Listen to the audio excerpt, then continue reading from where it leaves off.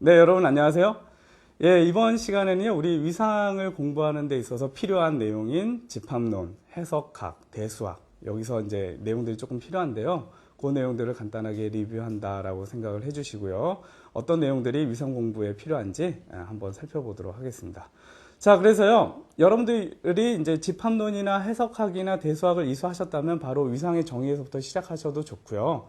그 다음에 그 내용들을 공부했지만 위상 공간을 공부하는 데 있어서 어떤 내용들이 필요한지를 내가 살펴보고 싶다라고 생각하시는 분들은 처음부터 공부를 하셔도 좋고요. 그 다음에 이제 이런 내용, 기본적인 내용들이 필요하면 그때그때마다 언급을 해드릴 테니까 너무 부담 느끼지 마시고요.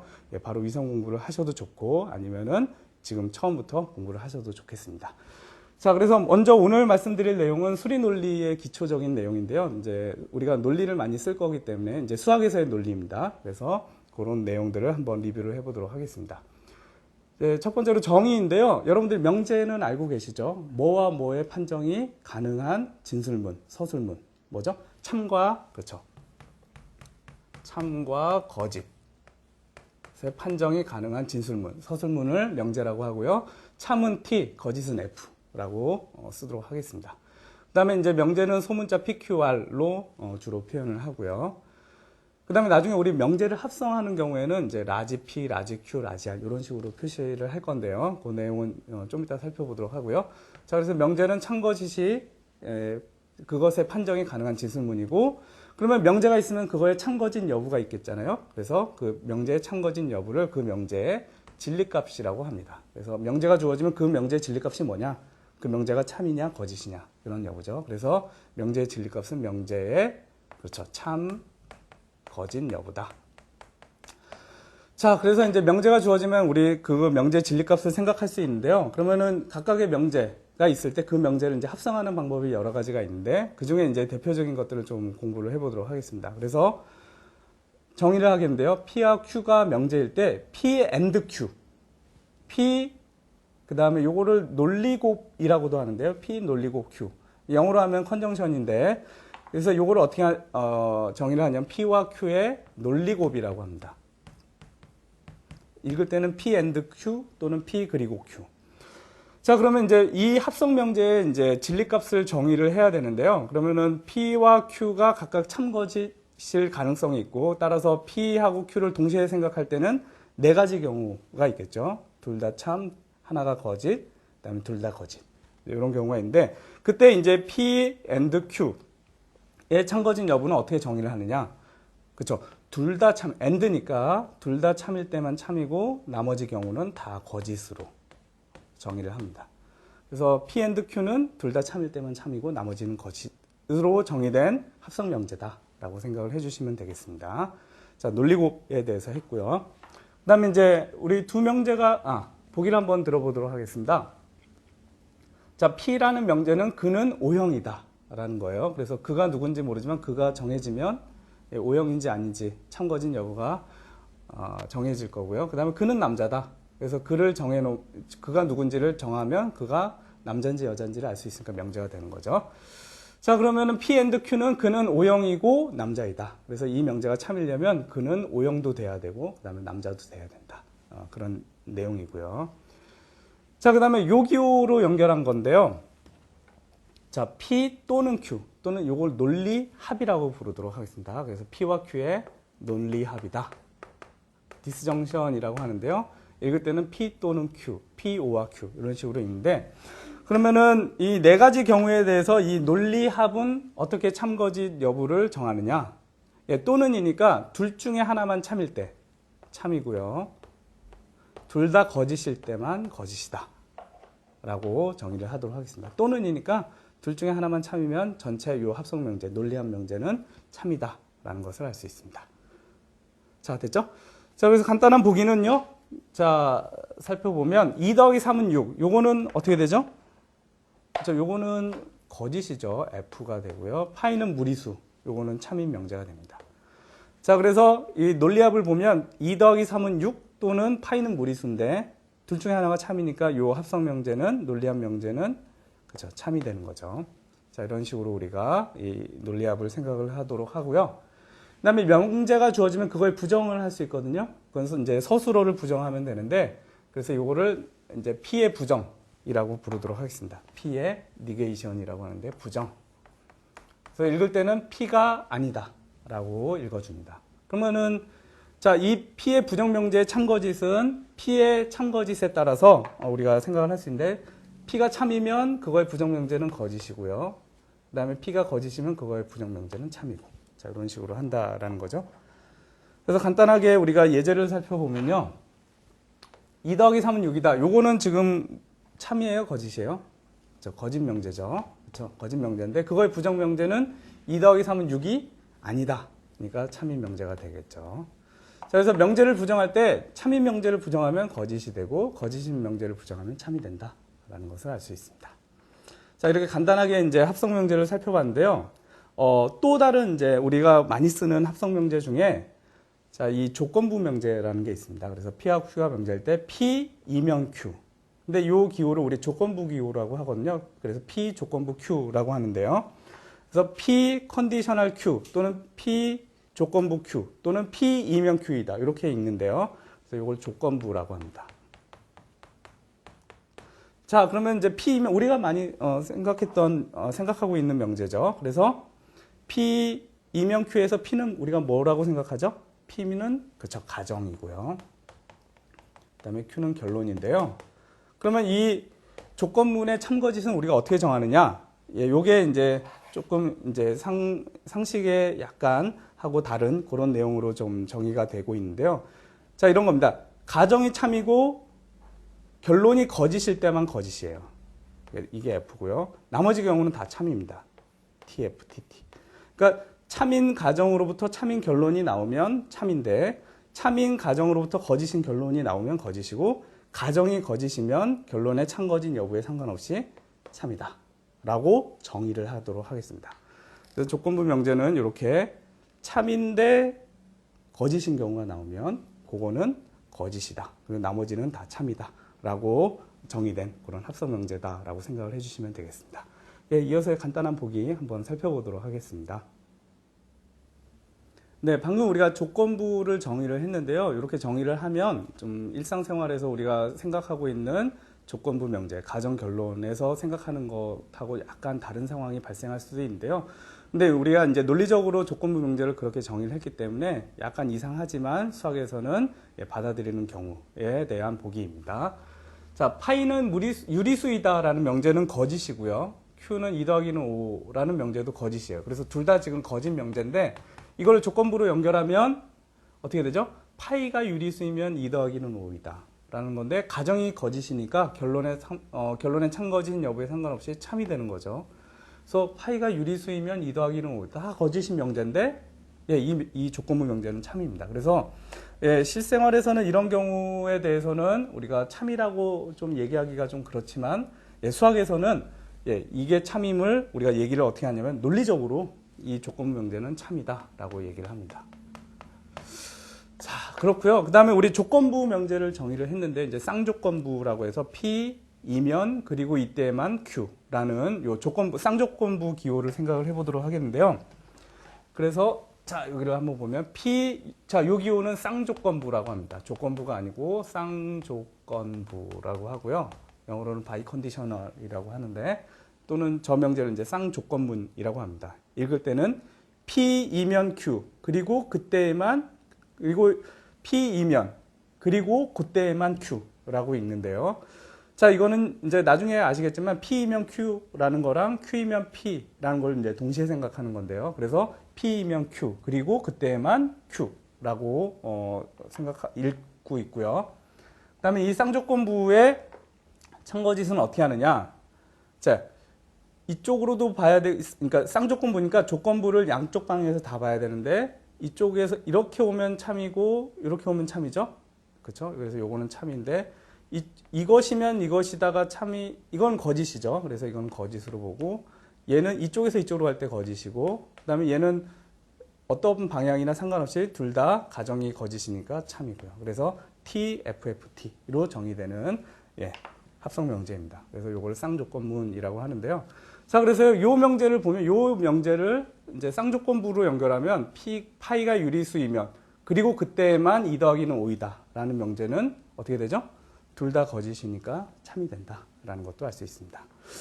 자, 그러면요 우리가 이제 명제의 합성을 배웠는데요. 자, PQ가 명제일 때 P와 Q가 자 이렇게 세 줄을 긋는 거는요 뭐라고 얘기하냐면은 P와 Q가 동치다 또는 동치 명제라고 부르도록 하는 건데요. 뭐가 값이 같다라는 건데 뭐가 같으냐? 진리값이 같다라는 거예요. 그래서 P와 Q가 가지는 모든 논리적 가능성. 그러니까 P가 Q가 이제 합성 명제면은 그 합성 명제를 구성하는 각각의 참거진 여부에 따라서 모든 논리적 가능성을 생각을 할 수 있는데 그것에 대해서 P와 Q의 뭐가 같다고요? 진리값이 같다.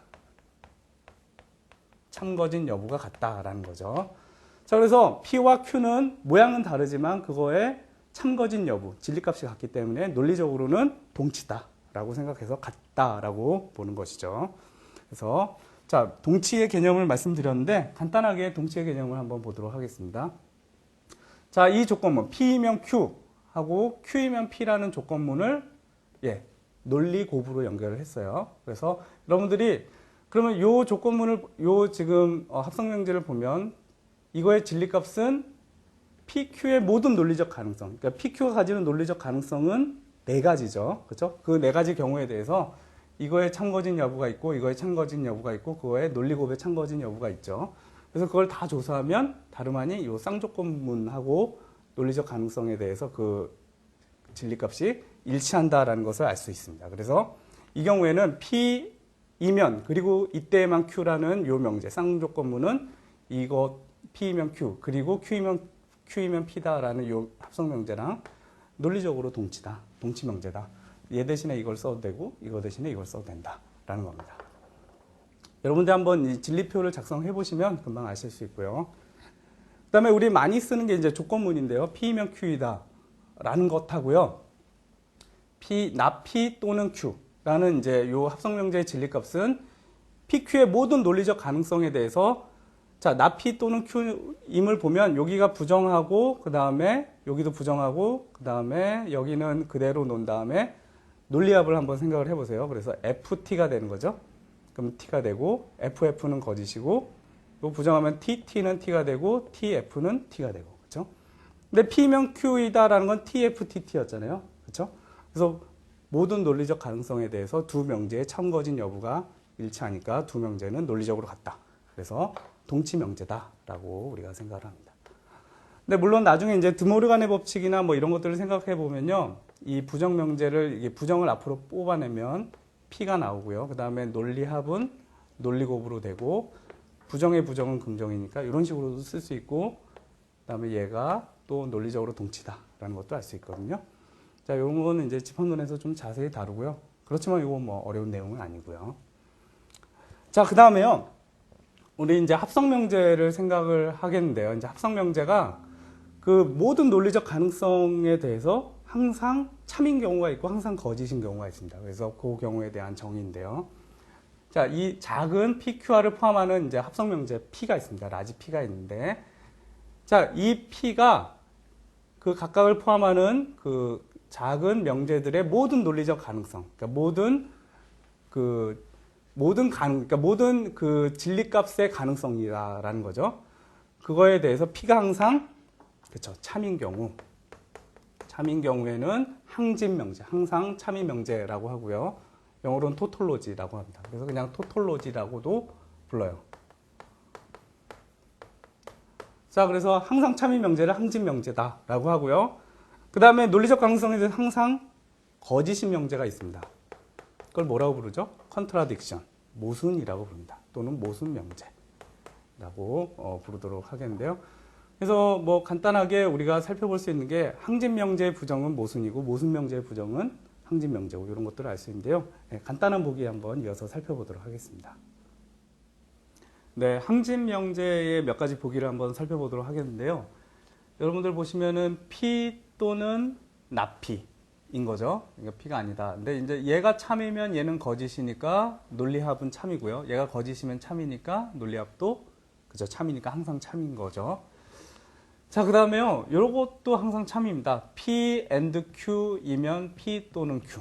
그러니까 이 P and Q가 참이면, 그러니까 참이든 거짓이든 항상 요 명제는, 그러니까 얘가 참이면 얘가 참이고 얘가 거짓인 경우에는 항상 참이니까 하여튼 모든 논리적 가능성에 대해서 P and Q이면 P 또는 Q는 참이고요.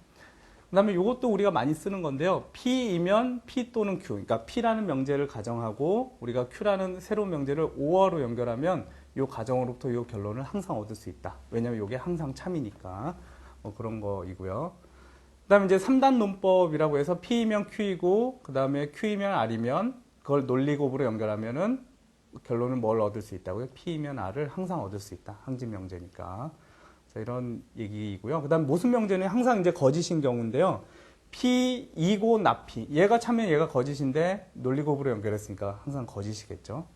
그 다음에 P 또는 Q를 부정한 거랑 그 다음에 P and Q를 논리곱으로 연결한 거는 항상 거짓이다. 모든 논리적 가능성에 대해서 거짓이다라는 것을 알 수 있습니다. 그 다음에 우리가 간단하게 또 알 수 있는 거는요. 그러니까 P가 항진 명제면 그거의 부정은 그렇죠, 모순이 되고요.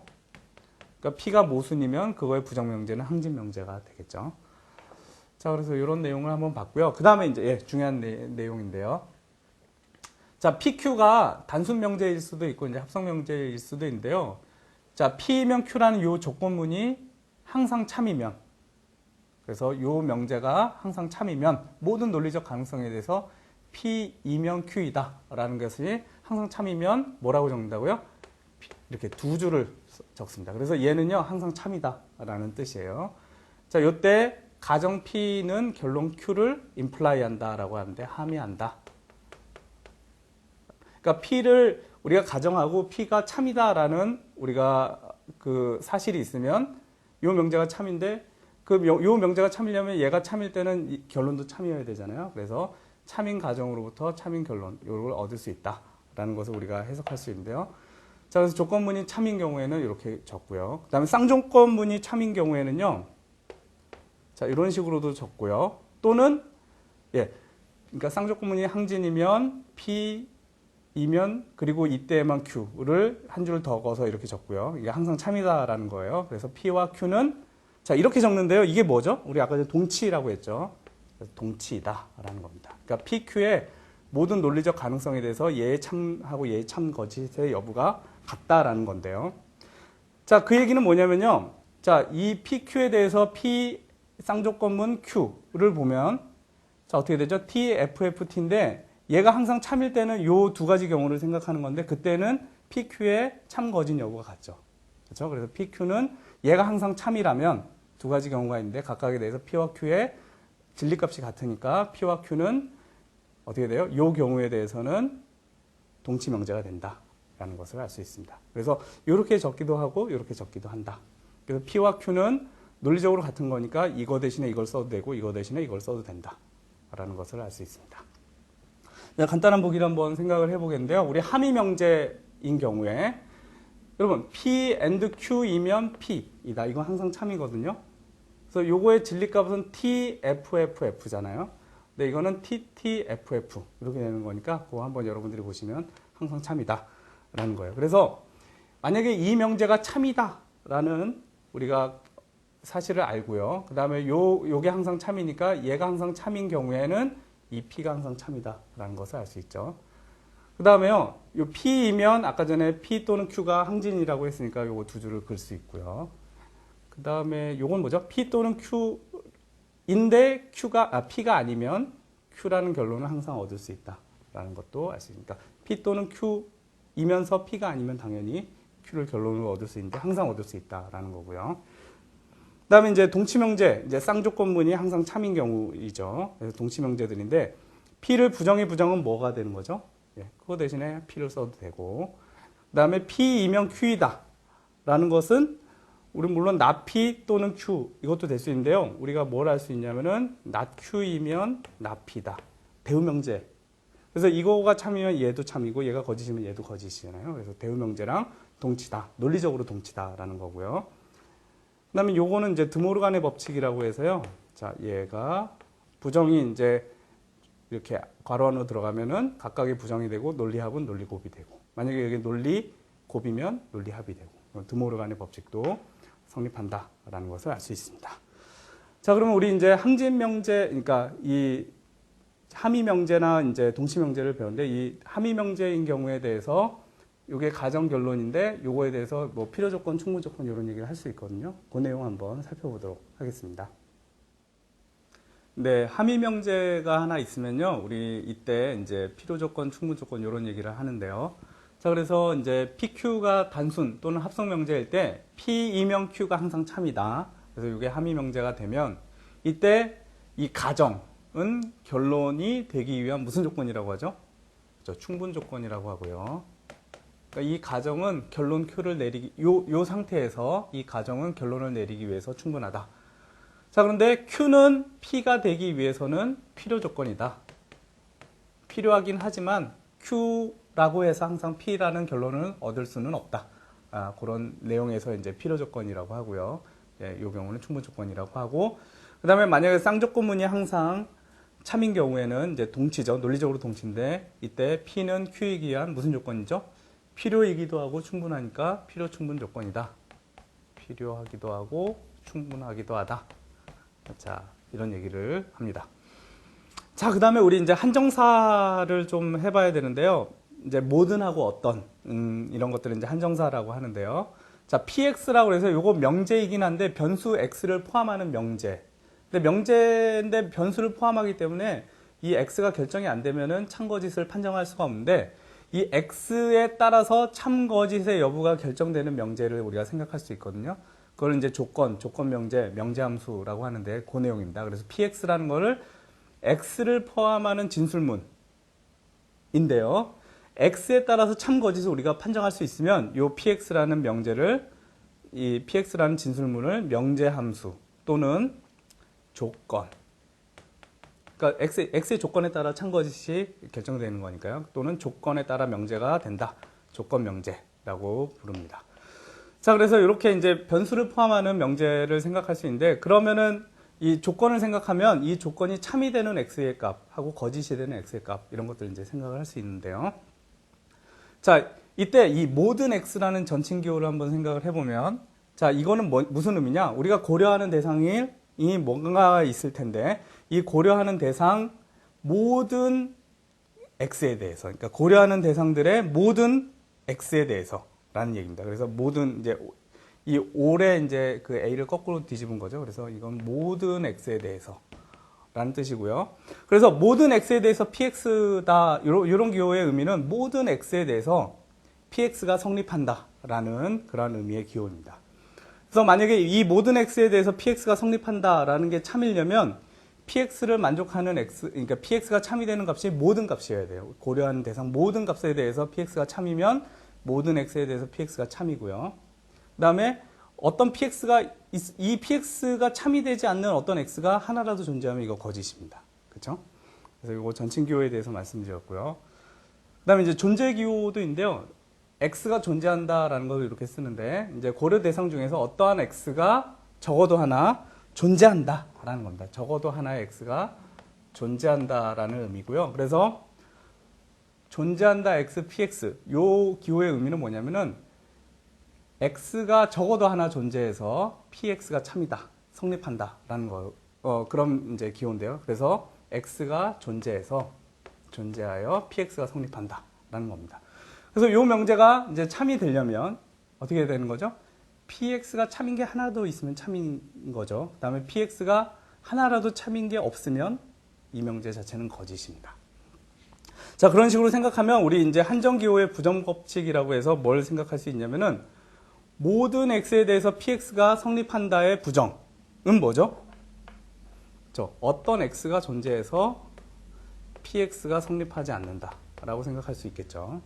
그 다음에 어떤 X가 존재해서 PX가 참이다라는 거는 모든 X에 대해서 PX가 성립하지 않는다라는 것하고 동치다라는 것을 알 수 있습니다. 그래서 모든의 부정은 어떤이고 어떤의 부정은 모든. 자, 이렇게 우리가 생각할 수 있는데요. 간단한 예제를 하나 살펴보고 이제 내용을 마치도록 하겠는데요. 2차 방정식 x제곱 플러스 3x 플러스 2는 0이다. 이거의 해는 마이너스 1하고 마이너스 2죠. 그래서 우리가 만약에 고려하는 대상이 실수 전체의 집합이라면 요 지금 2차 방정식에 해가 존재한다라는 거 어떻게 생각할 수 있냐면은 어떤 x가 존재해서 어디서 존재하냐 우리가 대충 실수에서 많이 생각하니까 실수에서 존재해서 요게 성립한다라는 거죠. 근데 이게 성립한다라는 건 x가 1, 마이너스 1하고 마이너스인데 그 x가 마이너스 1, 마이너스는 실수에 존재하는 거니까 요건 참이 되는 거고요. 근데 만약에 고려하는 대상이 자연수인 경우에는 이 명제는 거짓입니다. 그러니까 자연수에는 요거를 만족하는 x가 존재하지 않으니까요. 자, 이런 식으로 참거진 여부를 알 수 있습니다. 이제 한정사가 이제 주어진 경우에. 자, 이 정도로 해서 우리 수리 논리에서 필요한 기초적인 내용을 공부를 해봤는데요. 예, 이번 강의는 이것으로 마치도록 하겠습니다. 수고하셨습니다. 네, 여러분 안녕하세요. 예, 이번 시간에는 우리 이제 집합에 대해서 한번 살펴볼 건데요. 요거는 이제 나중에 우리가 위상 공간이 이제 집합에다가 어떤 위상이라는 구조를 더 준 거기 때문에 기본적으로 우리가 다루는 대상이 집합입니다. 그래서 집합에 대해서 자세히 알면 도움이 되고요. 그 다음에 그 위상을 정의할 때 약간 집합에서 필요한 내용들이 조금 있는데 그 내용들을 먼저 공부한다라고 생각을 해주시고 간단하게 한번 살펴보도록 하겠습니다.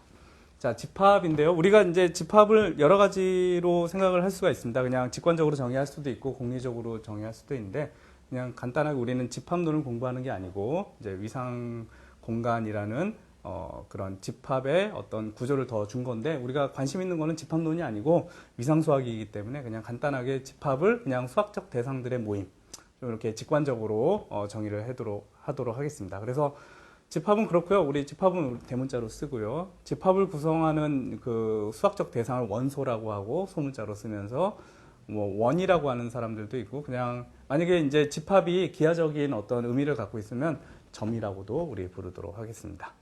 자, 원소고요. 그 다음에 원소 A가 집합 A에 포함된다라는 이 포함기호 여러분들 알고 계시고 포함되지 않는다라는 것도 저렇게 쓰도록 하겠습니다.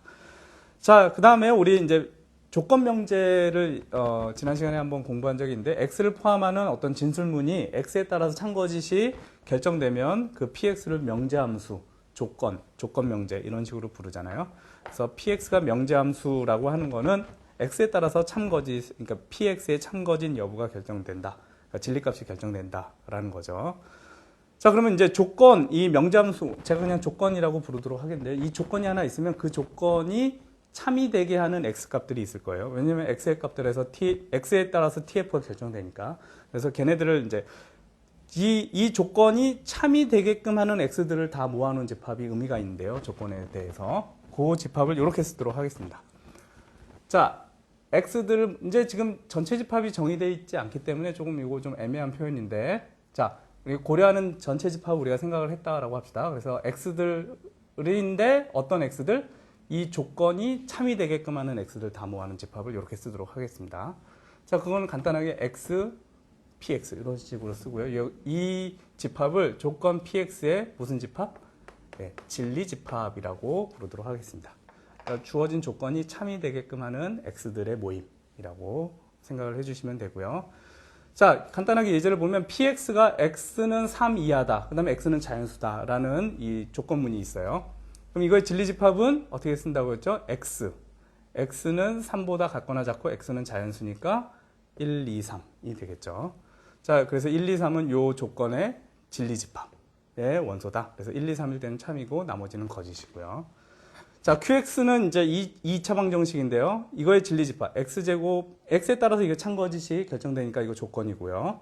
그래서 이 qx의 진리집합을 b라고 하면 x. 근데 x제곱 플러스 마이너스 3x 플러스 2는 0이니까 이걸 만족하는 x값은 1, 2 이렇게 있죠. 근데 상황에 따라서는 만약에 이 방정식이 실근을 갖지 않는 경우에는 만약에 지금 우리가 요거를 명시해 두지 않으면 얘는 공집합이 될 수도 있고 아니면은 허근을 나열할 수도 있고 이런 식입니다. 그래서 우리 지금 조건에 대해서 어떤 진리집합을 생각할 때는 전체 집합이 무엇인지를 명확하게 해놓고 시작을 해야 됩니다. 그래서 이 경우는 명확하니까 이렇게 쓸 수 있고요. 자, 그 다음에 이제 간단한 이제 또 우리 부분집합 정의를 할 수 있는데요. A, B가 집합일 때 A가 B의 부분집합이다. 라고 하는 것은 어떻게 되는 거죠? A에 있는 모든 원소가 B에 속한다 이거죠. 그래서 A에 있는 모든 원소 A가 다시 어디에 속한다고요? 원소가 B에 속하면 A는 B의 부분 집합이다 라고 부르는 거죠. 그러니까 A에 있는 원소가 B에 있는 원소에 모두 포함되는 경우. 그렇지 않은 경우. 그러니까 어떤 A에 있는 원소가 B에 포함되지 않는 경우가 되겠죠. 그렇죠? 그런 경우에는 A는 B의 부분 집합이 아니다 라고 하고 이렇게 그어서 생각을 하도록 하겠습니다. 자, 그 다음에 A는 B의 부분 집합이고 B는 A의 부분 집합이면 이때 A는 B와 같다. 상등이, 집합이 서로 같다. 상등이다 라고 하고요. 따라서 두 집합이 같음을 증명하려면은 A가 B의 부분 집합이고 B가 A의 부분 집합이다 라는 걸 증명해야 되는 거니까 A가 A의 원소이면 그 A의 원소는 반드시 B의 원소이고, 그렇죠? 그래서 이 사실을 증명하는 거고요. 그 다음에 만약에 B의 원소가 B에 있으면 그 B의 원소는 반드시 A의 원소다 라는 것도 증명하면 이걸 증명하는 거니까, 자, 이런 식으로 상등을 정의했으니까 집합이 같다. 위상 공간도 어떻게 보면 집합인데 그 위상 공간이 같다라는 걸 증명하려면 이런 식으로 집합적으로 우리가 서로 부분 집합이다라는 것을 증명을 해야 됩니다. 자, 세 번째로는요, A가 B의 부분 집합이면서 같지 않은 경우 있거든요. 자, 그 경우는 A는 B의 무슨 부분 집합이라고 하죠? 그렇죠. 진 부분 집합이라고 하고 부분 집합인데 같지 않다라는 기호를 쓰도록 하겠습니다. 자, 이 정도로 하고요. 간단한 예제 있는데 한번 살펴보도록 하겠습니다. 예, 우리가 자주 이제 접하는 집합이 이제 자연수 집합, 정수 집합, 유리수 집합, 그다음에 실수 집합 이런 것들이 있는데 그거의 그 기호 한번 확인해 보도록 하겠습니다. 그래서 자연수 집합 우리 N이라고 쓰고요. 그다음에 정수 집합을 Z라고 쓰고 유리수 집합을 Q라고 쓰고 실수 집합을 R로 쓰고. 자, 그러면요. 우리 쉽게 알 수 있는 게 뭐죠? 그죠? 자연수 집합은 정수 집합의 부분 집합이 되고요. 물론 포함 관계는 같지는 않죠. 정수는 유리수 집합의 진부분 집합이고 유리수는 실수 집합의 진부분 집합이고 막 이런 얘기를 할 수 있고요. 그다음에 간단하게 A는 A의 부분 집합이다 라는 것도 알 수 있죠. 왜냐하면 A에 있는 모든 원소는 A에 들어가니까. 그다음에 A가 B의 부분 집합이고 B가 C의 부분 집합이면 A는 C의 부분 집합이다. 이것도 당연하죠. A의 원소가 있으면 그건 B의 원소가 되고 B의 원소는 항상 C의 원소가 되니까 우리 A의 원소를 생각하면 그 원소는 항상 C의 원소다라는 것을 알 수 있습니다. 자, 그 다음에 이제 공집합 정의인데 원소를 하나도 갖고 있지 않는 집합을 뭐라고 부르죠? 공집합이라고 부르고요. empty set. 그 다음에 이렇게 파이 기호 또는 공집합. 그러니까 집합 기호에 아무것도 없는 이런 식으로 표현을 하는데요. 우리 공집합은 모든 집합의 부분 집합임을 알 수 있습니다. 왜냐하면은 이것을 이제 이것이 성립한다라는 걸 증명하려면 여기에 있는 모든 원소가 여기에 원소가 돼야 된다라는 걸 증명하면 되죠. 그래서 공집합에 어떤 원소가 있으면 그 원소는 항상 A에 들어간다라는 것을 이제 증명하면 되는데 이 조건문은요, 가정이 공집합은 어떤 원소도 갖고 있지 않다라고 했는데 X가 공집합에 포함된다라는 건 거짓이잖아요. 그래서 거짓이면 결론에 참거짓 여부에 상관없이 항상 참이니까. 자, 그래서 이 명제가 성립해서 따라서 공집합은 모든 집합의 부분 집합이다라는 게 논리적으로 성립한다라는 것을 알 수 있습니다. 자, 예제 3번인데요. 예제 3번은 지금 자, A는 실수해서 생각을 하는 거네. 실수해서 생각할 때 X제곱 플러스 X 플러스 2는 0을 만족하는 거. 이 조건 명제의 진리집합이죠. 근데 얘는 공집합이면 알 수 있죠. 그렇죠? 근데 만약에 얘가 C가 되면은 어떻게 되죠? 복소수 집합이면은 두 개가 있는 거죠. 그래서 전체 집합을 어떻게 생각하느냐에 따라서 진리 집합이 달라질 수 있습니다. 자, 그 다음에 B는 파이라는 공집합, 그러니까 파이라는 기호라고 생각할 수도 있고 공집합이라고 생각할 수 있는데 그거를 원소로 갖는 집합이죠. 그래서 얘는 공집합이 아니다라는 것도 알 수 있네요. 공집합이 아니고 공집합을 원소로 갖는 집합 또는 파이를 원소로 갖는 집합으로 생각을 할 수 있습니다. 자, 그런데요, 이렇게 집합을 원소로 갖는 집합을 우리가 생각할 필요가 있는데 그때 집합을 원소로 갖는 집합이라고 얘기하지 않고요. 집합을 원소로 갖는 집합은 집합이라는 말 대신에 족 또는 류라고 씁니다. 클래스, 패밀리 이런 얘기를 쓰는데요. 자, 그래서 집합을 원소로 갖는 집합인 경우에는 집합이라는 말을 뭐 쓸 수도 있지만 생략을 한다. 그러니까 족이나 류라고 이름을 붙이는 건데요. 이건 나중에 이제 논리적으로 이제 모든 집합의 집합을 이제 생각을 하면 거기서 이제 모순을 얻게 되기 때문에 모든 집합의 류라든지 이런 식으로 이제 조금 올려서 생각을 하는 겁니다. 그래서 자, 이제 집합을 원소로 갖는 집합을 이제 생각하자라는 거죠. 근데 집합이 있을 때 PA라고 하는 건데요. A의 파워셋인데 또는 2의 A라고 이렇게 쓰기도 하는데 얘는 어떤 집합이냐면은 A의 부분 집합들 모두 다 모아놓은 집합. 그러니까 이거는 류가 되는 거죠. 근데 얘를 A의 멱집합이라고 부릅니다. 물론 멱류라고 해야 되는데 이 경우에는 그냥 멱집합이라고 씁니다. 자, 그래서 지금 A라는 집합이 있으면 A라는 집합의 모든 부분 집합들 다 모아놓은 거죠. 근데 A의 부분 집합은 자기 자신도 되고 공집합도 되고 그 외에 부분 집합들 다 모아놓은 집합을 A의 멱집합. 2의 A라고 쓴 거는 이 집합의 원소의 개수가 A의 원소의 개수를 그러니까 2의 거듭제곱 해준 것만큼 있다라는 의미에서 이렇게 쓰는 거이고요. 그래서 간단한 예제를 한번 보도록 하겠습니다. 자, 예제 4번은요. x가 자 1, 2일 때 그 x의 파워셋 멱집합을 한번 구해보고 x의 원소의 개수가 n개이면 그 파워셋의 원소의 개수는 2의 n개다. 그래서 요거 x의 파워셋을 2의 a라고 쓰는 거는 a의 원소의 개수에 하고 이렇게 2의 거듭제곱하고 관련이 있다. 이런 내용입니다. 그래서 x의 파워셋을 보면 이걸로부터 우리가 생각할 수 있는 부분 집합은 공집합 1, 2, 1, 2 이런 식으로 쓸 수 있고요. 그래서 자 파워셋은 우리가 이렇게 생각할 수 있고 원소의 개수가 2개니까 이거의 파워셋의 개수는 2의 제곱 4개가 된다라는 것도 확인할 수 있죠. 자, 그런데 일반적으로 원소의 개수가 n개면 그거의 파워셋의 원소의 개수는 2의 n개가 되는 이유는 어떤 이유죠? 우리가 어떤 부분 집합을 생각할 때 부분 집합을 구성하는 거는 이 집합의 원소 1은 포함하지 않고 2는 포함하고 이렇게 각 원소마다 포함 여부를 결정하면 그 결정하는 거에 따라서 부분 집합이 생기는 거니까 따라서 x의 부분 집합은 x의 각 원소의 선택 여부, 그러니까 선택하냐 안 하냐, 포함하냐 포함하지 않냐 두 가지 경우가 있죠. 두 가지 경우를 각각의 n개 원소마다 선택을 해주면 되는 거니까 그런 선택의 방법의 수마다 부분 집합이 결정되는데 그거는 n개의 원소에 대해서 각각이 2개씩 선택할 수 있으니까 2의 n가지 방법이 있다. 그거만큼 부분 집합이 생긴다라는 것을 알 수 있습니다. 자, 이 정도로 하고요. 우리 이제 그러니까 집합들의 집합들의 집합을 집합의 류라고 하는데 그거에 대해서 조금 더 자세하게 살펴보도록 하겠습니다. 우리가 보통 이제 어떤 집합을 하나 딱 정해놓고 그 집합의 부분 집합들이나 그 집합에 속하는 원소들에 대해서만 생각하는 경우가 있는데, 자, 이때 생각하는 개념이 이제 전체 집합의 개념입니다. 그래서 전체 집합 생각을 해보면요.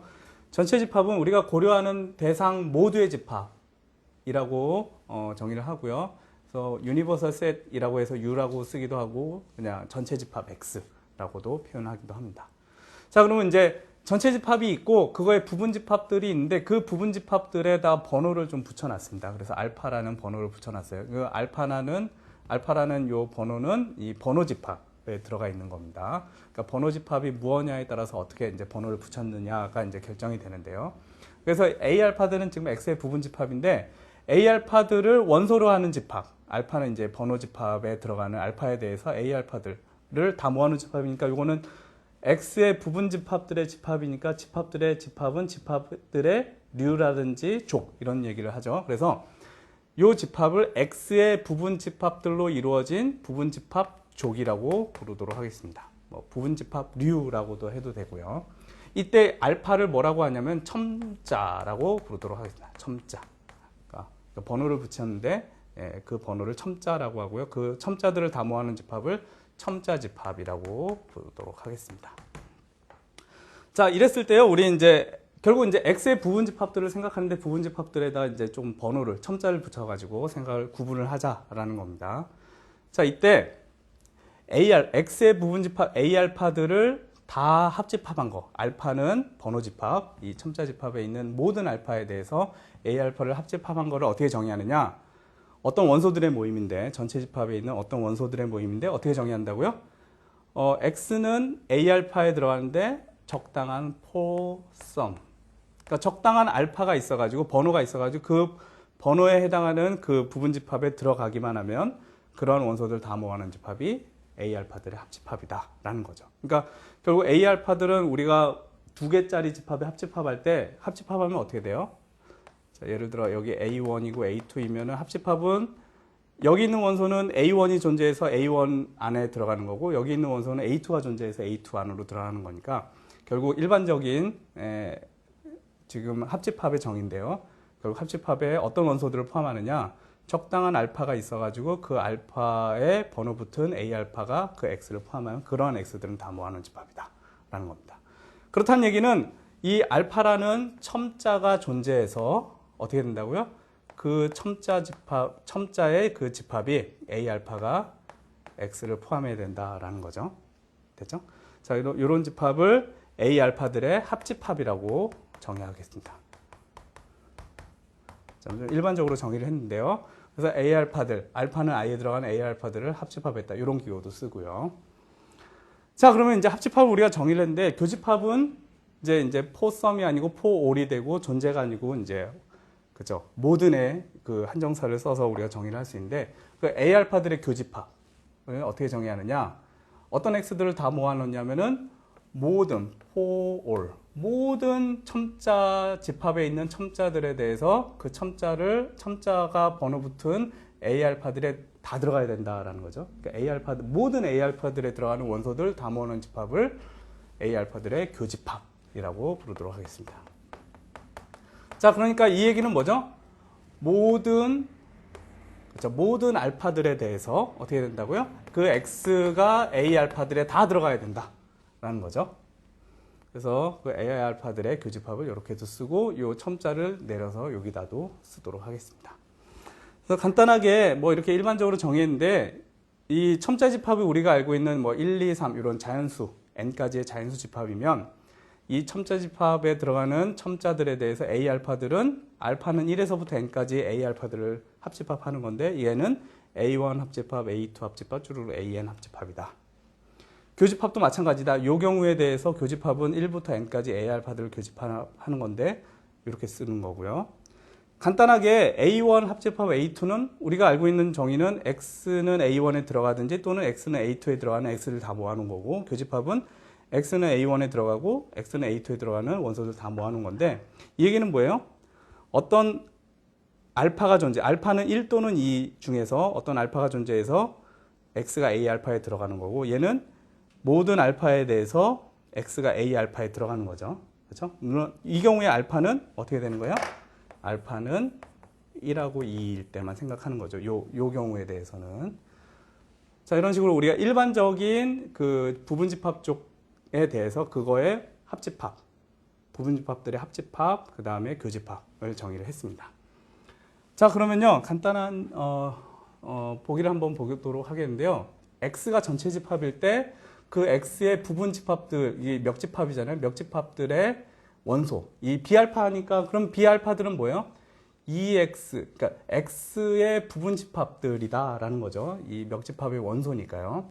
그래서 그러니까 결국 이 얘기는 B알파가 X의 부분집합이다라는 거예요. 그래서 하여튼 B알파들이 이제 이 인덱스가 뭐냐에 따라서 몇 개가 결정되고 걔네들을 합집합할 수 있는데 그 합집합하면 뭐예요? 부분집합들을 합집합하면 X의 부분집합이 되는 거니까 X의 부분집합이면 얘는 뭐가 되는 거야? 부분집합은 이 부분집합을 원소로 갖는 이 멱집합의 원소가 되는 거죠.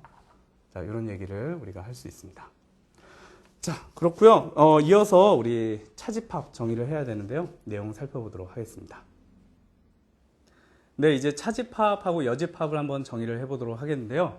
자, 두 집합 A, B가 X의 부분집합일 때 우리 항상 이제 전체 집합을 생각하고 그거의 부분집합들을 이제 다루는 이제 그런 상황입니다. 자, 그랬을 때 A 빼기 B라는 거는 전체 집합의 원소 중에서 A에는 들어가는데 B에는 안 들어가는 거. A에는 들어가는데 B에는 안 들어가는 전체 집합의 원소들을 다 모아놓은 집합을 A 빼기 B라고 합니다. 그래서 여러분들 벤 다이어그램 그려보시면은 이제 A, B의 이쪽 부분이 되는 거죠. A에는 들어가는데 B에는 안 들어가는 거. 그래서 그걸 A와 B의 차집합이라고 부르도록 하겠습니다. 자, 물론 A 빼기 B는 B 빼기 A랑 다를 수 있고요. 그 다음에 전체 집합에서 B를 뺀 차집합을 B의 여집합이라고 하는데 그래서 전체 집합 중에서 X는 A에 들어가는데 X는 B에 안 들어가는 거니까 X는 B에 안 들어가는 전체 집합의 원소들 다 모아놓은 거를 B의 여집합이라고 부르도록 하겠습니다. 자, 그러면은 이제 우리 여집합을 정리했으니까요. 합집합의 여집합, 교집합의 여집합 이런 것들을 이제 생각할 수 있는데 그게 이제 드모르간의 정리입니다. 이제 드모르간의 정리를 일반적으로 이제 우리가 생각할 수 있는데 A 알파들이 X의 부분집합 드릴 때 그 A 알파들의 합집합의 여집합은 여집합의 교집합 되고 교집합의 여집합은 여집합의 합집합이 된다. 그러니까 교집합, 여집합이 바뀐다 이거죠. 자, 이거는 이제 또는의 부정은 그리고고 그리고의 부정은 또는 존재한다의 부정은 모든의 부정은 존재한다. 이런 것 때문에 이제 생기는 내용인데요. 한번 증명을 해보도록 하겠습니다. 그래서 첫 번째, 합집합의 여집합은 여집합의 교집합이다. 물론 두 번째는 쉽게 우리가 알 수 있기 때문에 이 내용만 간단하게 설명을 드리면요. 자, 이걸 어떻게 증명해야 되죠? 여기에 있는 원소는 여기에 들어가고 여기에 있는 원소는 여기에 들어가야 되는 거니까. 근데 이제 한꺼번에 할 수 있어요. 그래서 여기에 어떤 X가 이 집합에 들어간다라고 합시다. 그러면 A 알파들의 합집합에 여집합에 들어가는 거니까 정의에 의해서 X는 이 합집합에 들어가지 않는 거죠. 그렇죠? 이거랑 동치죠. 그런데 X가 합집합에 안 들어간다라는 건 뭐예요? X가 합집합에 들어가지 않는다라고 쓸 수 있는 거죠. 그래서 부정명제를 한 겁니다. X가 합집합에 들어가지 않는다. 근데 X가 합집합에 들어간다는 건 뭐죠? 적당한 A알파가 존재해서 A알파가 X를 포함해야 되는 거죠. 존재죠. 그래서 적당한 첨자가 존재해서 그 A알파가 X를 포함해야 된다의 부정인 거예요. 우리 이제 존재의 부정은 뭐가 됐죠? 요거 이제 부정을 이쪽으로 보내면 존재의 부정은 모든이 되고 요거를 부정하면은 X가 A알파에 들어가지 않는다. 그러니까 모든 알파에 대해서 X가 A알파에 들어가지 않는다. 그럼 뭐죠? 이거 A알파에 들어가지 않는다는 거는 X가 A알파의 여집합에 들어간다는 거죠. 그래서 모든 첨자에 대해서 X가 A알파의 여집합에 들어가는 거니까 이거는 그죠? 교집합의 정의죠. A알파의 여집합에 교집합에 X가 들어간다. 왜? X는 A알파의 여집합에 모두 들어가는 거니까 교집합에 들어간다. 이런 식으로 해서 자, 요 드모르간의 법칙을 증명했고요. 똑같이 해보시면은 교집합의 여집합이 여집합의 합집합이 된다라는 것도 비슷하게 우리 증명할 수 있습니다. 자, 이 정도로 하고요. 자, 그 다음에 이제 우리 나중에 이제 요 내용은 이제 나중에 우리가 쓰게 되는데요. 자, A 알파들이 X의 부분집합인데 이 첨자 집합이 공집합이에요. 그러니까 부분집합들이 하나도 없는 거예요. 그 경우를 생각을 하는 겁니다. 그러니까 A 알파는 X의 부분집합인데 첨자 집합이 공집합이에요. 그러니까 아무런 집합을 생각하고 있지 않습니다. 그런 0개의 집합의 합집합, 0개의 집합의 교집합 이런 것들을 이제 생각을 논리적으로 해야 되는데요. 아무것도 없는 집, 그러니까 아무것도 공집합이 아닙니다. 0개의 집합을 합집합하면 그냥 공집합이 되는데 0개의 집합을 교집합하면 전체 집합이 됩니다. 이건 논리적으로 그렇게 된다라는 것을 우리가 증명할 수 있는데요. 자, 일반적으로 한번 요 명제 한번 증명을 해볼게요. 자, 첨자 집합이 아무것도 없어요. 그러니까 합집합을 아무것도 안 한 거예요. 그렇죠? 이 상황은 그렇습니다. 근데 이제 요거를 논리적으로 써보면 알파가 공집합에 들어가는 알파에 대해서 A 알파들이 합집합을 하는 건데 이건 정의에 의해서 어떤 X들을 모으는 거죠? 그죠? X가 A 알파에 들어가는데 적당한 알파. 그 알파는 공집합에 있어야 되는 거죠. 근데 이런 알파는 없죠. 그렇죠? 이런 A 알파를 포함하는, 그러니까 X를 포함한 A 알파들이 없죠. 왜냐면 알파 공집합이기 때문에 그런 집합이 없으니까 이걸 만족하는 X들은 하나도 없다. 그래서 얘가 공집합입니다. 자, 그래서 0개의 집합의 합집합은 공집합. 자, 그러면 이제 0개의 집합이 교집합은 전체 집합이 되는지는 이제 드모르간의 법칙을 쓰면 되는데요. 그래서 요 집합에 여집합을 해주면 어떻게 되죠? 교집합은 합집합이 되고 요거는 여집합이 되고요. 근데 아까 전에 0개의 집합의 합집합은 얘가 뭔지는 모르지만 0개의 집합의 합집합은 항상 공집합이 된다라고 했죠. 그래서 이 집합의 여집합이 공집합이니까 원래 집합은 뭐가 되는 거예요? 전체 집합이 돼야 된다라는 거죠. 왜냐하면 전체 집합, 여집합이 공집합이고 여집합이 공집합이 되는 건 전체 집합밖에 없으니까요. 자, 이런 식으로 이 내용은 나중에 쓰겠습니다. 다시 한번 정리하면 0개의 집합의 합집합은 공집합, 0개의 집합의 교집합은 전체 집합이라는 것을 알 수 있습니다. 자, 간단하게 노트할 사항인데요. 계속 살펴보도록 하겠습니다. 네, 저희가 이제 드모르간의 정리를 조금 이제 일반적인 형태에서 증명을 했는데요. 그 인덱스 셋이 이제 두 개짜리 1, 2이면 우리가 알고 있는 이제 드모르간의 법칙이다라는 것을 알 수 있는데요. 그 얘기가 뭐냐면은 이제 A 알파가 X의 부분집합인데 인덱스 셋이 하나, 그러니까 1, 2예요. 그러면은 뭐가 있다는 거죠? A1, A2가 있다라는 거죠. 그것들의 합집합은 결국 A1과 A2의 합집합인데 그 합집합의 여집합은 지금 현재는 A1, A2의 여집합인데 합집합의 여집합은 여집합의 교집합 된다라고 했고 이 여집합은 두 개 있죠. A1의 여집합하고 A2의 여집합의 교집합이 된다. 그래서 합집합의 여집합은 여집합의 교집합이다 라는 것을 이제 두 개짜리인 경우에 대해서도 알 수 있다라는 거고요. 물론 교집합의 여집합은 여집합의 합집합이 된다라는 것도 비슷한 내용입니다. 자, 그다음에 우리 간단하게 이제 구간들을 앞으로 많이 생각을 할 건데요. 이제 열린 구간, 닫힌 구간, 반열린 구간, 반 닫힌 구간, 뭐 이런 얘기들을 무한 구간 이런 얘기들을 해야 되는데요. 그래서 실수 집합에서 우리 수직선을 생각하셔도 됩니다. 자, A보다 크고 B보다 작은 X들, 실수들 다 모아놓은 집합을 요렇게 쓰고요. A와 B로 정의된 열린 집합, 열린 구간이라고 열린 구간, 오픈 인터벌입니다. 그래서 A보다 크고 B보다 작은 X들 다 모아놓은 집합을 열린 구간이라고 하고요. 그 다음에 이제 양쪽에 등호를 넣어서 A도 포함하고 B도 포함하면서 A보다 크고 B보다 작은 집합을 닫힌 구간, 그러니까 닫힌 구간, 클로즈 인터벌이라고 하고요. 이거는 A를 포함하고 B는 포함하지 않으면서 두 원소 사이에 있는 원소 실수들 다 모아놓은 집합을 반 열린 구간 또는 반 닫힌 구간이라고 하고요. 비슷하게 이런 것들을 정의할 수 있는데 특별히 얘는 A보다 큰 실수들 다 모아놓은 거죠. 그 다음에 이거는 A보다 같거나 큰 실수들, 얘는 B보다 작은 실수들, B보다 같거나 작은 실수들의 집합입니다. 자, 무한 구간, 무한 열린 구간, 무한 닫힌 구간 이런 식으로도 얘기를 하고요. 그래서 말씀드린 대로 A에서부터 무한대까지 이 무한 구간은 A보다 큰 실수들 다 모아놓은 집합이고요. 따라서 마이너스 무한대, 무한대 이 열린 구간, 무한 열린 구간은 실수 전체다라는 것도 이렇게 쓰기도 합니다. 자, 그러면 이제 간단하게 예제를 보면요.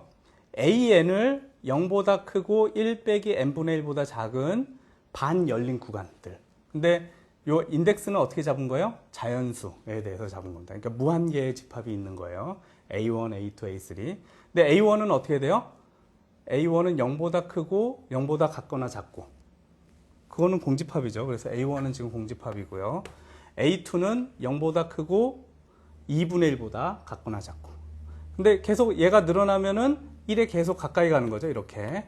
자, 그러면 얘네들을 합집합하면 어떻게 돼요? 처음에 공집합, 그 다음에 2분의 1, 그 다음에는 1 빼기 3분의 1이니까 3분의 2. 뭐 이런 식으로 계속 가는 거니까. 근데 1까지는 못 가죠. 1보다 작은. 그래서 얘네들을 합집합하면 뭐가 되겠어요? 그죠?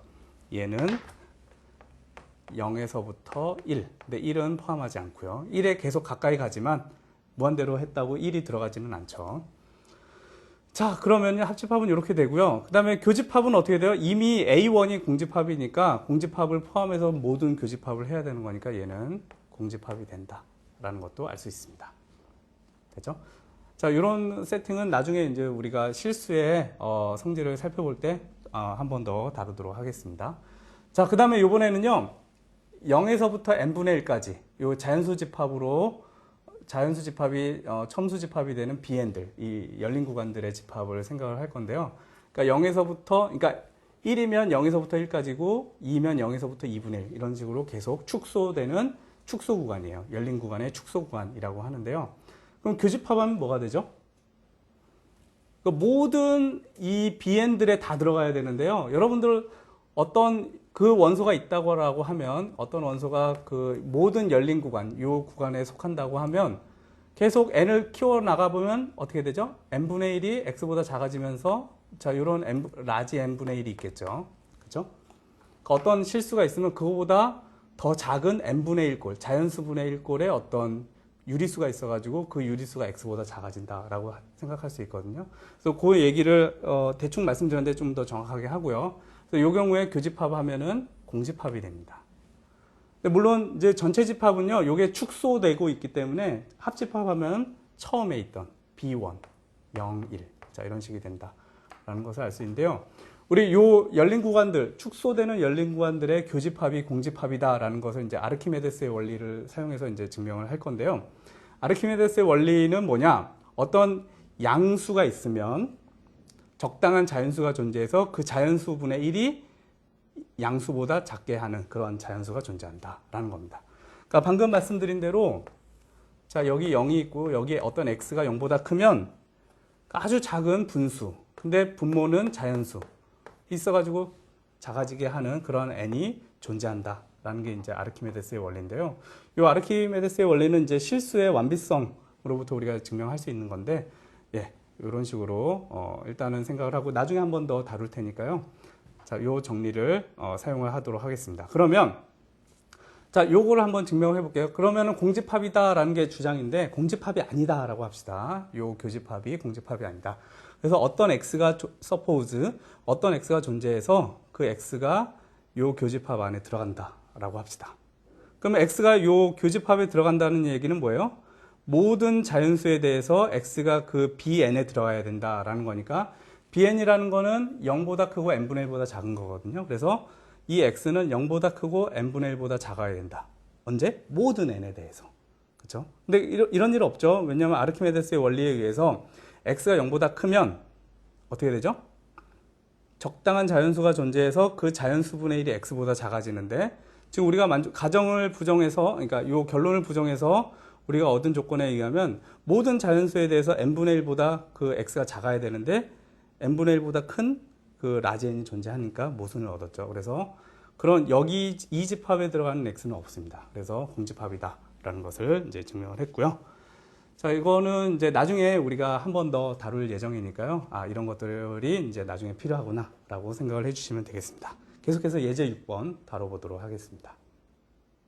예, 다음은요, 차집합하고 여집합에 관한 간단한 보기인데요. 뭐, 쉬운 내용입니다. 그래서 x가 1, 2, 3, 4, 5고, a하고 b가 1, 2, 3, 3, 4 이렇게 정의되어 있을 때, a 빼기 b는 a의 원소 중에서 b의 원소가 아닌 것들의 집합이죠. 그래서 a의 원소 중에서 b의 원소가 아닌 거는 1, 2이고요. b 빼기 a는 b의 원소 중에서 a의 원소가 아닌 거는 4밖에 없습니다. 그렇죠? 그다음에 a의 여집합은 전체 집합 중에서 a에 속하지 않는 원소들은 4, 5가 있고요.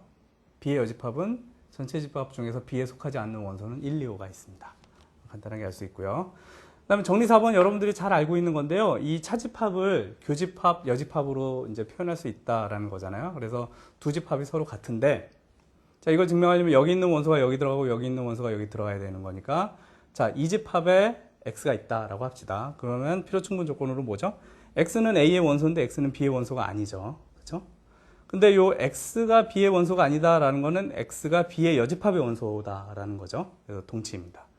그러면은 x는 a에도 속하고 b의 여집합에도 속한 거니까 이 교집합의 정의에서 x는 a 교집합, b의 여집합에 속한다라는 것이 동치명제니까 이 집합의 원소는 이 집합에 들어가고 그 다음 거꾸로 이 집합의 원소는 이 집합에 들어가는 거니까 두 집합이 서로 같다라는 것을 알 수 있습니다.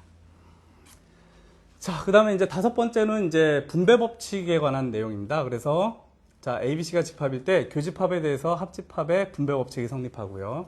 합집합에 대해서 교집합의 분배 법칙이 성립하는데 일반적으로 이 가로 안이 교집합이 일반적으로 돼 있으면 이 교집합에 대한 합집합의 분배 법칙, 합집합에 대한 교집합의 분배 법칙이 성립한다라는 겁니다. 그래서 이 교집합에 대해서 합집합을 분배를 해주면 지금 분배를 해주면 A 합집합 A 알파들이 쭉 있고 걔네들을 교집합하는 거죠.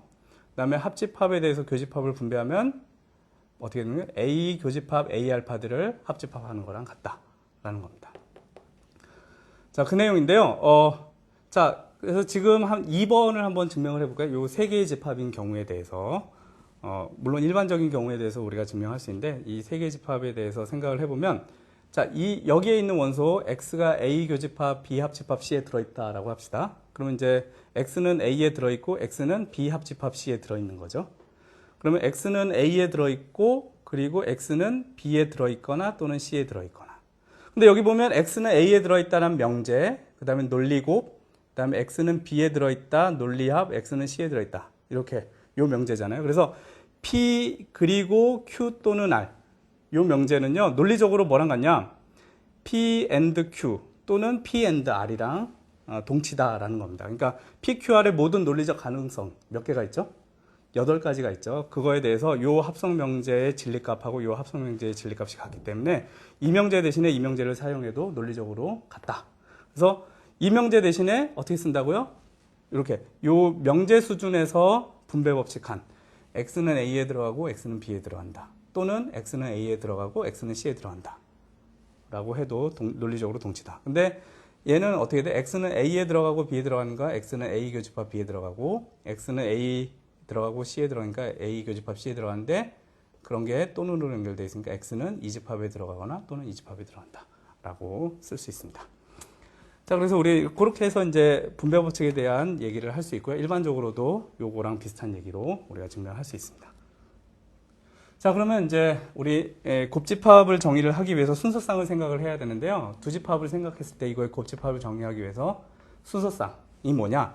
A와 B의 순서쌍이라는 거는 집합으로 정의할 수 있습니다. 이렇게 앞에 있는 거를 원소로 갖는 거, 그 다음에 앞에 거, 뒤에 거를 원소로 갖는 집합의 집합쪽으로 정의를 해주면, 예, 뭐 이런 거는 집합에서는 이 순서쌍을 집합으로 정의를 하기도 하고요. 그냥 A, 요 자체를 원소다라고 생각해서 요 원소를 갖는 집합을 곱집합으로 생각할 수도 있는데요. 자, 기본적으로는 순서쌍은 집합으로 정의할 수 있다라는 겁니다. 그래서 이거를 A와 B의 순서쌍 오더 페어라고 하고요. 자, 그래서 A하고 B 이거의 순서를 바꾸면 예, 달라진다라는 것을 금방 알 수 있는데요. 예를 들어 1, 2하고 2, 1의 순서쌍은 다릅니다. 왜냐하면 1, 2는 집합적으로 1, 2, 요 집합이죠. 집합적이죠. 근데 2, 1은 2, 2, 1 이런 1, 2가 되는 거니까 이 집합은 서로 다르죠. 순서쌍은 예, 이게 달라지면 달라질 수 있다. 그 다음에 두 순서쌍이 같으려면 얘하고 얘가 같고 얘하고 얘가 같아야 된다라는 것도 알 수 있고요.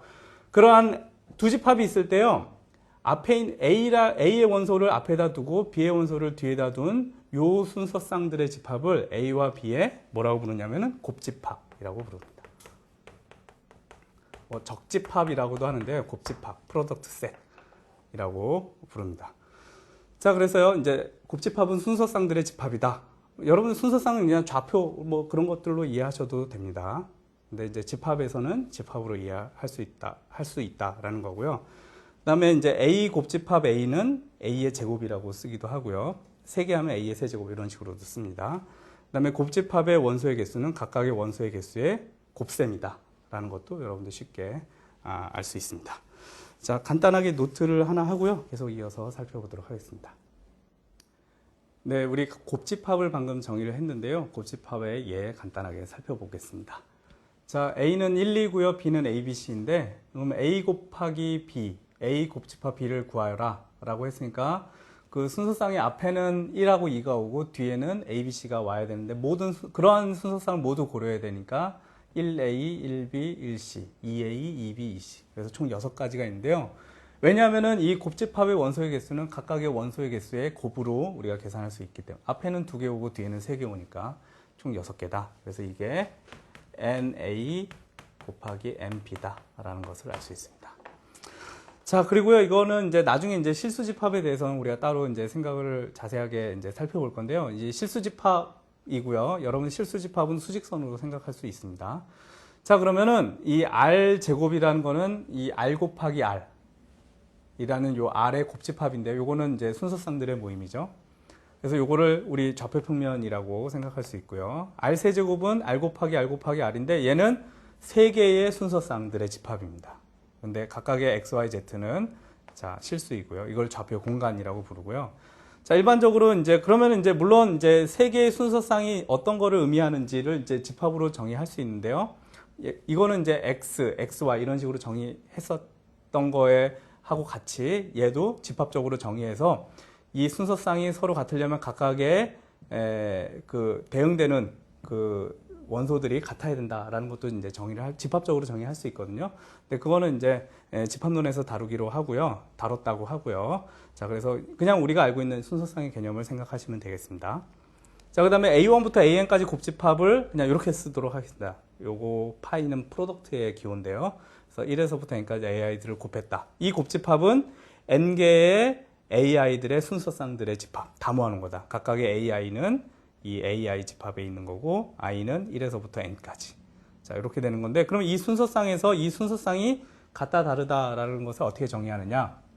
그러니까 n개의 그 원소의 순서쌍이 있어서 그게 그 두 순서쌍이 같다라는 거는 각각의 대응되는 원소끼리 같을 때 그리고 그때에만 예, 순서상이 같다라고 정의를 하도록 하겠습니다. 그러니까 R 세제곱, R4제곱 뭐 이런 식으로 생각할 수 있다라는 겁니다. 자, 그 다음에 우리 이제 요거 나중에 많이 쓰는 이제 개념인데요. A 알파들이 이제 X의 부분 집합이고 알파는 자연수라고 합시다. 그래서 이 순서를 이렇게 자연수계만큼 이렇게 그러니까 A1, A2, A3 이런 식으로 번호를 매길 수 있는데 이 X의 부분 집합들이 포개어져 있다 또는 축소 집합이다. 축소 구간 아니 축소 집합족이다 라고 하는 거는 영어로는 네스티드라고 하는데요. 그러니까 각각의 n에 대해서 an보다 an 더하기 1이 더 들어가 있고요. 그러니까 부분 집합이고 계속해서 집합이 작아질 때, 그러니까 이렇게 돼 있을 때 이거를 축소 집합족 또는 포개어진 집합족이라고 합니다. 자, 그래서 이제 A1이 하나 있고 A2가 여기 들어가 있고 이런 식으로 계속해서 들어가 있는 경우이죠. 그래서 이렇게 집합족이 축소되어 있을 경우에 요거의 합집합은 A1이 되고요. 그거의 교집합은 어떻게 되는지는 이제 조사를 해봐야 되는 거죠. 그래서 이제 예를 한번 들어보도록 하겠습니다. 자, 지금 구간이요. 자, 마이너스 n분의 1서부터 n분의 1까지. 자, 0은 항상 여기 들어 있습니다. 자, 그래서 여기서 요 구간부터 여기서부터 여기까지 요 폐구간들이 있는데요. n이 1, 그러니까 n은 자연수에 대해서 n이 1이면 마이너스 1에서 1까지고 n이 2면은 마이너스 2분의 1서부터 2분의 1 이런 식으로 계속 축소 구간이죠. 그래서 축소 폐구간이 됩니다. 그런데 얘네들의 교집합에는요, 여러분들 얘네들을 막 교집합은 줄어드는데 거기에는 항상 0이 들어있죠. 그런데 여러분들 나중에 아시겠지만 얘는 0밖에 없습니다. 그렇죠? 그래서 사실 증명할 수 있는데요. 0은 항상 이 구간에 들어있으니까 들어있고 다른 게 들어있다면은 아르키메데스의 원리를 쓰면 그거보다 더 작은 라지 n분의 1이 있어가지고 그걸 포함하지 않는 구간을 생각할 수 있는데 그러면은 예를 들어 여러분들이 여기에 x를 하나 생각을 했다. 0 말고 다른 원소가 있다. 그러면 그 x를 포함하지 않는 구간을 여러분들 잡을 수 있잖아요. 큰 자연수 n을 생각해가지고 라지 n분의 1 마이너스 라지 n분의 1 이런 식으로 생각할 수 있으니까 네, 그래서 0 외에는 다른 실수를 포함하지 않습니다. 이 축소 구간 모든 축소 구간들이 교집합이 자 이런 식으로 할 수 있고요. 그 다음에 합집합하면 뭐가 되죠? 합집합은 첫 번째 그래서 마이너스 1에서부터 1까지 이 구간이 된다라는 것을 알 수 있습니다. 자 이렇게 되고요. 그 다음 우리 이제 마지막으로 보조 정리 하나 증명할 건데요. 요거는 나중에 이제 위상을 정의할 때 또는 위상에 대해서 공부할 때 많이 쓰이는 보조 정리입니다. 살펴보도록 하겠습니다. 네, 마지막으로요. 우리 유니온 렘마라는 걸 이제 살펴보겠는데요. 요거는 나중에 우리 위상 공간을 이제 생각할 때 많이 등장하는 개념입니다. 어렵지 않은 개념인데요. 요거 한번 살펴보도록 하겠습니다. 자, 여러분들 집합을 하나 생각하고 그 집합의 부분 집합 쪽을 하나 C라고 생각을 하도록 하겠습니다. 자, 그런데요. 어떤 이 부분 집합 쪽은 어떤 걸 만족하냐면 여러분들이 각각의 X에 있는 각 X 점들을 생각했을 때 그 점을 포함하는 요 부분 집합이 C에 존재한다. 적어도 하나 존재한다. 라는 가정을 만족한다. 라고 합시다. 그래서 그 집합을 AX라고 쓰겠는데요. 따라서 지금 첨자 집합에 뭘 사용하고 있죠? 각각의 X에 대해서 AX들이 존재해야 되는 거니까 이 첨자 집합은 X를 포함하는 집합이다. 왜냐하면은 어떻게 되죠? 각각의 X에 대해서 AX들이 존재해서 그 AX가 이 점 X를 포함해야 되는 이고요. 그런 거 말고도 또 있을 수 있으니까 이 첨자 집합은 X를 포함하는 어떤 첨자 집합. 그거에 대해서 A알파들을 갖고 있는데 그 A알파들 중에는 각각의 X에 대해서 그거를 포함하는 AX들이 존재한다. 라는 겁니다. 그러면 전체 그 인덱스 셋에 있는 알파들에 대해서 합집합을 해도 되지만 X에 들어가 있는 X들에 대해서 그 AX들을 다 합집합하면 전체 집합이 된다라는 겁니다. 자, 말은 어렵게 했는데요. 이건 뭐냐면요. 지금 X를 포함하면, X를 하나 잡으면, 임의로 잡으면 그거를 포함하는 AX가 존재하는 거죠. 그렇죠? 근데 이거를 각각의 점에 대해서 할 수 있습니다. 그러니까 지금 이게 AX가 되는데요. 얘를 어떻게 한다고요? 요 점을 잡아도 AX가 존재하고, 요 점을 잡아도 AX가 계속 존재하는 거죠. 그러면 얘네들을 다 합집합하면 그 점들에 대해서 다 커버하면 어떻게 되는 거죠? 얘네들을 다 합집합하면 전체 집합이 되는 겁니다. 그러니까 제가 말씀드렸지만 이 인덱스 셋은 어떻게 된다고요? X를 포함하고 있고 더 큰 집합이에요. 왜냐하면 각각의 X에 대해서 AX들이 존재해서 그 AX가 X를 포함해야 되는 거니까. 그런데 걔네들을만 가지고 합집합하면 전체 집합이 된다라는 겁니다. 자, 이런 식으로 각각의 점에 대해서 그걸 포함하는 집합 쪽에 있는 A 알파들을 생각할 수 있으니까 걔네들을 합집합하면 전체 집합이 된다. 그런 거예요. 자, 그래서 이 집합이 같다라는 걸 증명하겠습니다. 그래서 자, 이거는요, 여러분들 AX들은 어떻게 되는 거죠? 지금 요 집합 쪽의 원소니까 X의 부분 집합이잖아요. 부분 집합들을 어떻게 합집합해도 부분 집합이 되는 거죠. 여기 X입니다. 그렇죠? 그래서 요거 한쪽 방향은 포함관계 증명을 했고요.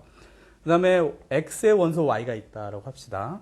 그러면 가정에 의해서 그 Y를 포함하면서, 그러니까 Y를 포함하면 AY가 요 집합 쪽 C에 존재하죠. 근데 AY는요, 요 AX들, X는 X에 있는 원소들에 대해서 AX를 합집합한 거야 하나죠. 그렇죠? 그래서 Y는 요 합집합 안에 들어가는데, 그렇다는 얘기는 여기에 있는 원소는 여기에 들어가는 거니까 저쪽 포함관계도 증명을 했습니다. 자, 그래서 각 X의 각 점마다 그 점을 포함하는 X의 부분 집합이 존재하면 걔네들을 합집합하면 전체 집합이다 라는 겁니다. 자, 마지막 예제를 한번 보겠는데요. 자, 실수에 집합 쪽이 있습니다. 부분 집합 쪽이 있는데요. 요거는 길이가 1인 폐구간들이에요. 쭉 있습니다. 그러면 물론 이 폐구간들을 다 합집합하면 실수 전체가 된다라는 것을 알 수 있는데요. 어떻게 해도 우리가 알 수 있냐면은 각각의 실수에 대해서 뭐가 존재하죠? 정수가 존재해서 그 정수하고 정수 더하기 1 구간이 X를 포함하죠. 그렇죠? 그래서 각각의 실수에 대해서 존재하는 얘네들만 가지고 합집합하면 실수 전체가 되는 거니까. 근데 얘네들은 그러니까 각각의 X에 대해서 지금 N이 존재하는데, 그래서 여기에 있는 이 구간들이 존재하는데, 그 존재하는 구간들만 합집합해도 실수가 되는 거니까, 여기 있는 구간들 전체 합집합해도 실수가 된다라는 것도 알 수 있습니다. 자, 이 정도로 해가지고요, 우리 집합에 대해서 간단하게 살펴봤는데요. 좀 추가되는 내용이 있거나 필요한 내용들이 있으면 그때그때 말씀드리도록 하겠습니다. 예, 이것으로 내용 모두 마치도록 하겠습니다. 수고하셨습니다.